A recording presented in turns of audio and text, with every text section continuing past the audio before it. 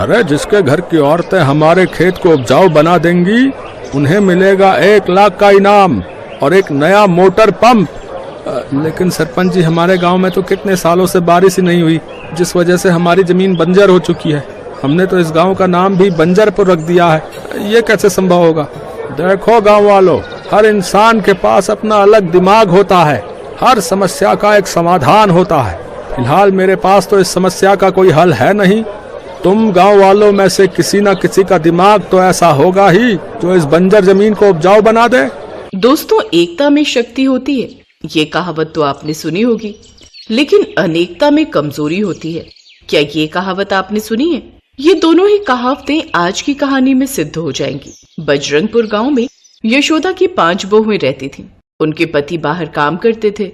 एक रोज, अरे सरला बहू, ये पुराना पाइप टूटी बाल्टी लेकर क्या कर रही हो? सासू माँ, गांव में जिन जिन गड्ढों में पानी भरा हुआ है उन गड्ढों में ये पाइप डालकर अपने मुंह से पानी खींच लूंगी और इन बर्तनों में भर लूंगी, जिससे हमारी पानी की समस्या दूर हो सकती है। लेकिन उन गड्ढों में तो गंदा पानी भरा हुआ है। सालों से बारिश नहीं हुई इस गांव में, गंदे पानी का क्या करेगी तू? सासू माँ, इस पाइप के बीच मैंने अपने हाथों से एक फिल्टर बनाकर लगाया।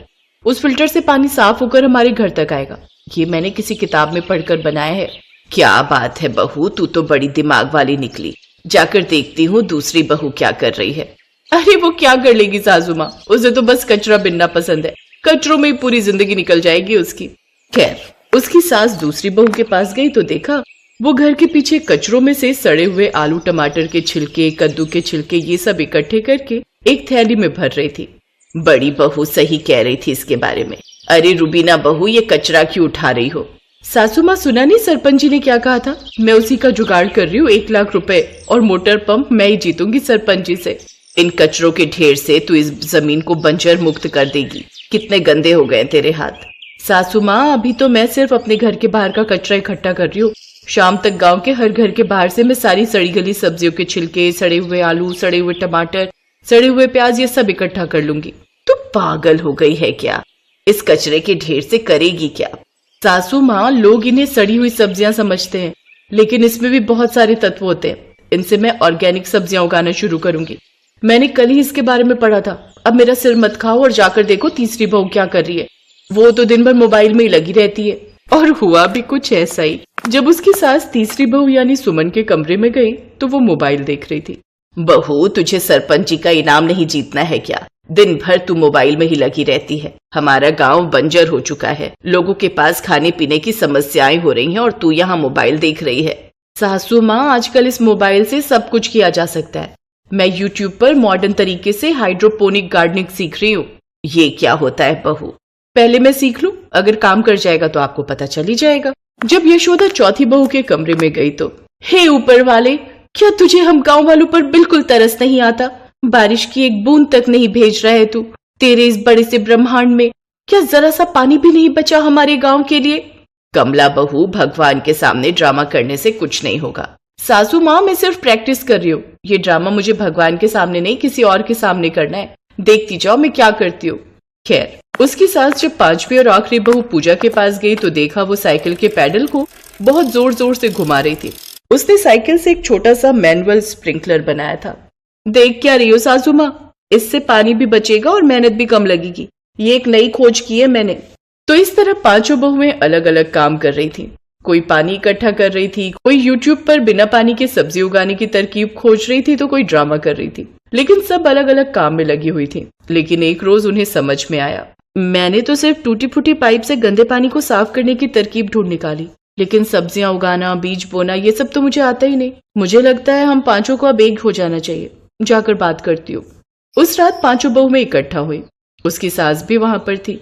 सासू माँ, हम 5 हर वक्त लड़ते रहते थे, हमारी आपस में कभी नहीं बनती थी। सरपंच जी की बात सुनकर हम सबको लालच आ गया था कि हम में से कोई एक ही उनका इनाम जीते। लेकिन यहाँ बात सिर्फ इनाम की नहीं, गांव के संकट की है। हमें अपने गांव की बंजर जमीन को उपजाऊ बनाना होगा, वरना ये गांव जीने लायक नहीं बचेगा। सही कह रही हो भाभी, अब हमें इनाम मिले या ना मिले, हम ये काम इनाम के लिए नहीं बल्कि गांव की सुरक्षा के लिए कर रहे हैं। अगर हम 5 मिल जाए तो कुछ ही सालों में अपनी जमीन को उपजाऊ बना लेंगे और सब्जियां भी उगने लगेंगी। सही कह रही हो तुम लोग। मैंने YouTube पर बंजर जमीन को उपजाऊ बनाने के बहुत सारे तरीके ढूंढ निकाले हैं। बारिश करवाने तक के भी मैंने तरीके ढूंढ निकाले, लेकिन उसमें मुझे आप सबकी मदद चाहिए। मैं अकेले नहीं कर पाऊंगी और हमें कुछ मजदूरों की भी जरूरत पड़ेगी। मजदूरों की चिंता तो करो ही मत, मैं गांव वालों के सामने ऐसा ड्रामा करूंगी ना कि अगले दिन से वो हमारी मदद करने आ जाएंगे। पांचों बहुएं अगले दिन एक बरगद के पेड़ के नीचे गांव वालों से मिली। कमला ने वहां पर ड्रामा करना शुरू किया। वो रोते हुए बोली, गांव वालों, हम पांचों ने मिलकर एक प्रण लिया है कि गांव का एक एक बच्चा जागरूक बनेगा, मिट्टी का एक एक कण उपजाऊ बन जाएगा। हमें सरपंच के इनाम का लालच बिल्कुल नहीं है, वो इनाम आप लोग रख लेना, लेकिन हम पांचों का मकसद है इस गांव की जमीन को एक बार फिर से उपजाऊ बनाना, लेकिन उसमें मुझे आप सब लोगों की जरूरत पड़ेगी। बहू, हम सब गांव वाले तुम्हारा साथ देंगे। आज तुमने हमें नींद से जगा दिया है। जिस जिस चीज की जरूरत पड़े हम लोग अपने अपने घर से लाकर देंगे आपको। तो सबसे पहले गांव वालों, सभी लोगों को अपने अपने घर के बाहर 3-3 पेड़ लगाने पड़ेंगे। उसके बाद आप सभी के घरों में जितने भी सड़े गले टमाटर प्याज है वो सब इकट्ठा करके हमें देने होंगे। इसके अलावा दूसरे गांव के तालाब से पानी खींचकर हमें अपने गांव में लाना पड़ेगा और उन पेड़ों की सिंचाई करनी पड़ेगी। इसके लिए हमने एक तरकीब निकाल ली है। हम लोगों ने मिलकर साइकिल की एक मोटर बनाई है जिससे वो सारा पानी हमारे गांव में आ जाएगा। क्या बात है बहू, तुम पांचों ने तो कमाल कर दिया। उस तालाब से हमें एक एक बाल्टी करके घंटों तक पानी ढोना पड़ता था, लेकिन तुम्हारे साइकिल वाले तरीके से तो हमें तालाब तक जाना भी नहीं पड़ेगा। अब पूरे गांव ने मिलकर हर घर के बाहर 3-3 पेड़ लगाने शुरू कर दिए। पूरे गांव की जमीन पर हरी हरी घास उगानी शुरू कर दी। पांचों ने यूट्यूब पर देखकर ऑर्गेनिक खेती करनी शुरू कर दी। गोबर और सड़ी सब्जियों से उन लोगों ने खाद तैयार कर दी। एक बहू दिन भर साइकिल का पैडल घुमाया करती थी, जिससे दूसरे गांव के तालाब का पानी इस गांव में आता रहता था और पूरे गांव की सिंचाई करता रहता था। कुछ ही सालों बाद वो गांव फिर से हरा भरा हो गया। अब वहां पर सब्जी के साथ साथ गेहूं चावल जैसे अनाज भी उगने लगे। सरपंच ये सब देखकर हैरान हो गया। अरे तुम पांचों ने तो मिलकर बिना पैसे खर्च किए देसी जुगाड़ से इस बंजर जमीन को उपजाऊ बना दिया। जो मैं इनाम देने वाला था वो इनाम बहुत छोटा है। अब तुम पांचों बहुएं इस गांव की सरपंच हो, मैं नहीं, और यही तुम पांचों का इनाम होना चाहिए। क्यों गांव वालों, मैंने सही कहा ना? सरपंच जी, आपने बिल्कुल सही कहा। हाँ नहीं सरपंच जी, हमें सिर्फ वो मोटर दे दीजिए और लोगों को जागरूक कीजिए कि पेड़ ना काटें। ये सारी समस्याएं उसी से हुई हैं। अब देखिए, इस भयंकर गर्मी में भी यहाँ कितनी ठंडक है और फसलें भी उगने लगी। सरपंच आप ही रहेंगे, हम पांचों हमेशा आपकी मदद के लिए खड़े रहेंगे। तो इस तरह पांचों बहुओं के देसी जुगाड़ से एक बार फिर से गांव हरा भरा हो गया और वहां की जमीन उपजाऊ हो गई। उसके बाद सब खुशी खुशी रहने लगे और लोगों को प्रेरणा देने लगे कि पेड़ ना काटें। हाँ भाई, तो बताओ क्या ऑर्डर करूं तुम्हारे लिए? कुछ भी नहीं, मैं टिफिन लेकर आई हूँ जैसे रोज लाती हूँ। और सुनो, तुम भी अपने लिए कुछ मत मंगवाओ, मैं तुम्हारे लिए खाना बनाकर लाई हूँ अपने हाथों से। अच्छा, अरे वाह वाह, लाओ फिर। और फिर सिया ने अपने बैग से एक बड़ा सा टिफिन बाहर निकाला और विशाल जल्दी से उसे खोलने लगा। सिया, ये क्या बनाया तुमने? ये पालक का सूप है और ये लौकी की सब्जी, बिल्कुल कम मसाले में बनी हुई। ये खीरे का रायता और इन सब के साथ खाने के लिए मल्टीग्रेन आटे की रोटियां। तो शुरू करें? हाँ करते हैं। लगता है हरा रंग तुम्हारा फेवरेट है। नहीं तो, पर ऐसा क्यों लगा तुम्हें? देखो ना, यहाँ सब कुछ हरा है।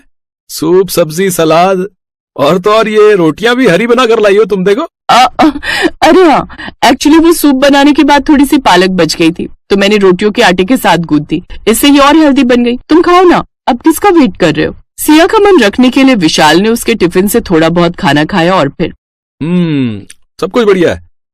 सिया, मुझे अभी याद आया, आज घर जल्दी पहुंचना है। कुछ काम है, तो मैं चलूं? अरे पर खाना तो अच्छे से खा लो। हाँ, मैंने खा लिया, अच्छे से खाया, सच में। अभी लेट हो रहा है, सॉरी। हाँ कोई बात नहीं, तुम चलो, मैं तुमसे कल मिलती हूँ। बाय।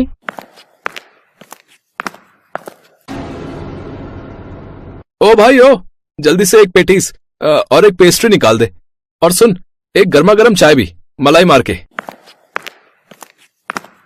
ओ भाई ओ, भटेगा क्या है? अभी तो तू सिया के साथ उसका टिफिन खा रहा था और अब यहाँ आकर पेटीज और पेस्ट्री। अरे यार क्या बताऊं, हरी सब्जियों की दुकान लगाकर लाई थी टिफिन में, उसे बुरा न लगे इसलिए बस थोड़ा बहुत चख लिया। सूप, सलाद और लौकी की सब्जी। अब बताओ, ये सब खाऊंगा क्या मैं? पर एक बात बता यार, जब अभी ये हाल है तो बाद में क्या करेगा तू? मतलब कि शादी के बाद तो तुझे यही सब खाना पड़ेगा ना। वैसे तू सिया को लेकर सीरियस तो है ना? हाँ हाँ एकदम यार, मैं प्यार करता हूँ उससे और शादी भी उसी से करूंगा। और जहाँ तक खाने की बात है तो मुझे अपनी मम्मी पर पूरा भरोसा है, वो उसे सब सिखा देंगी, एकदम बदल जाएगी वो। कॉलेज पूरा करते ही विशाल को एक अच्छी कंपनी में नौकरी मिल गई और फिर उसने अपने घर पर सिया के लिए बात की और फिर कुछ ही महीनों बाद विशाल और सिया की शादी हो गई। और इसी के साथ कहानी में असली मोड़ अब आने वाला था। हाँ तो बहू, आज खाने पर मेरी कुछ सहेलियां आ रही हैं, तो मटर पनीर, दाल मखनी और कटहल की सब्जी बना लेना, साथ में बढ़िया छौंक वाला रायता, पूरियां और पापड़ तो तब के तभी बनाना, और पुलाव तो बनेगा ही, ठीक है? और हाँ, मीठे में चावल की खीर अभी बनाकर रख लो, फ्रिज की ठंडी खीर बढ़िया लगेगी एकदम। जी मम्मी जी।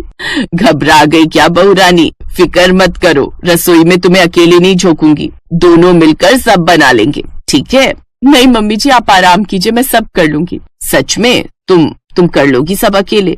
जी मम्मी जी, वैसे भी रसोई में मेरा बड़ा मन लगता है। अच्छा चलो, ये तो बहुत अच्छी बात है, फिर मैं ऐसा करती हूँ, आज मंदिर हो आती हूँ। इतनी अच्छी बहू दी है भगवान ने मुझे, तो प्रसाद तो चढ़ाना ही चाहिए ना। अपनी सास की बात सुनकर सिया मुस्कुरा दी और फिर रसोई के अंदर चली गई। करीब 3 घंटों तक सिया रसोई में अकेले ही लगी रही और फिर खाने की मेज पर। अब तुम लोगों को क्या कहूँ मैं, अगर चिराग लेकर भी ढूंढती ना तो भी ऐसी बहू नहीं मिलती। आज का सारा खाना खुद अकेले बनाया है, मुझे तो साफ कह दिया कि मम्मी जी आप जाकर आराम करो। अब बताओ, इस कलयुग में मिलेगी कहीं ऐसी संस्कारी बहू? अरे वाह कावेरी, नसीब हो तो तुम्हारे जैसा, पर बहू है कहाँ, जरा हमें भी तो मिलवाओ उससे। हाँ मैं अभी बुलाती हूँ। अब बहू, सिया बेटा, मैं कुछ मदद करूँ क्या? नहीं मम्मी जी, सब हो गया, मैं बस आ ही रही थी। ये कहते हुए सिया ने डाइनिंग टेबल पर एक बड़ा सा बर्तन रख दिया, जिसे देखकर सामने बैठी कावेरी की सहेली ने कहा, बस खाने में यही है क्या? नहीं आंटी जी, ये तो स्टार्टर है, मैंने पालक का गर्मा गर्म सूप बनाया आप सबके लिए। ये कहकर सिया ने सबके सामने पालक का सूप परोसा, जिसे देखकर उसकी सास कावेरी की भौहें तन गई, लेकिन बाकी मेहमानों को बड़े चाव से सूप पीता देख वो चुप रही। सूप तो बढ़िया है। हाँ, अब बाकी का खाना भी ले आओ, अब इस सूप से थोड़े पेट भरेगा सबका। जी मम्मी जी, बस अभी लेकर आई। सिया फौरन रसोई में गई और कुछ और बर्तन साथ लेकर लौटी। उसने जैसे खाने के बर्तन खोले तो खाना देखकर कावेरी ने सिया से कहा, बहू ये क्या बनाया है? गर्मा गर्म इडली सांभर है, ताजे नारियल की चटनी के साथ। ये तो मैं पहली बार खाऊंगी। अब ये है ना सांभर? अरे लगता है घर की सारी सब्जियां उठाकर डाल दी इसमें तो तुमने। जी, और इसीलिए तो ये डिश इतनी हेल्दी है, लेस ऑयल बट न्यूट्रिशन से भरपूर, और इसके साथ हरी चटनी और ताजा सलाद भी है। सिया खाना परोसते हुए बहुत खुश थी, लेकिन सामने बैठी कावेरी का खून जल रहा था। सिया ने उसकी बताई एक भी डिश नहीं बनाई थी, लेकिन मेहमानों के सामने वो सिया से कुछ नहीं कह पा रही थी। फिर कुछ देर बाद, अब बहू जाओ, अब जाकर फ्रिज से सबके लिए खीर लेकर आ जाओ। जी मम्मी जी, बस अभी लाई। चलो शुक्र है कुछ तो बनाया है इसने ढंग का। सिया ने कुछ ही देर में सबके सामने खीर की कटोरियां लाकर रख दी, लेकिन उस खीर को देखते ही इस बार कावेरी के सब्र का बांध टूट गया। उसने गुस्से से सिया की ओर देखा और बोली, ये क्या किया बहू? खीर हरी कैसे हो गई? क्योंकि ये लौकी की खीर है मम्मी जी, और मैंने इसे नारियल के दूध में बनाया है, और उससे भी खास बात यह है कि मैंने इसमें चीनी की जगह ताजे खजूर पीस कर डाले हैं। बहू जरा 1 मिनट रसोई में चलो, अब कुछ काम है तुमसे। ये कहकर कावेरी रसोई की तरफ बढ़ गई और उसके पीछे पीछे सिया भी, और फिर रसोई में। ये क्या किया बहू? मेहमानों के सामने नाक कटा कर रख दी हमारी। ये जो तुमने बनाया है ये कोई खाना है? अरे अगर तुमसे नहीं हो रहा था तो मुझे कह देती, मैं सब कर लेती ना, या फिर बाहर से मंगवा लेती खाना।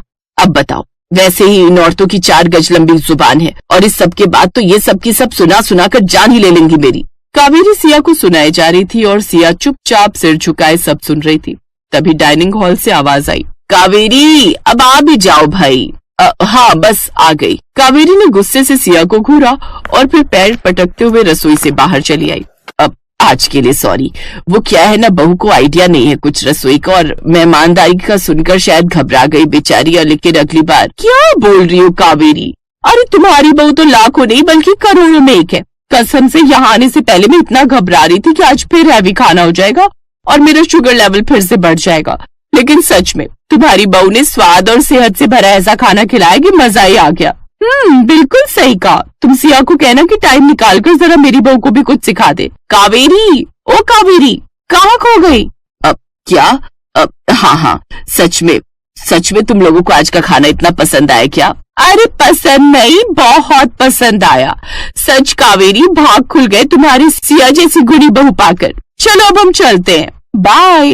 अपनी सहेलियों की बातें सुनकर कावेरी हैरान रह गई। इसके बाद से रसोई की पूरी जिम्मेदारी कावेरी ने सिया को सौंप दी और इस तरह सिया ने अपने पक्के इरादे से न सिर्फ अपने ससुराल वालों की सोच को बदला, बल्कि अपने ससुराल की तेल मसाले से भरी अनहेल्दी रसोई को हरी भरी सब्जियों वाली हेल्दी रसोई में बदल दिया।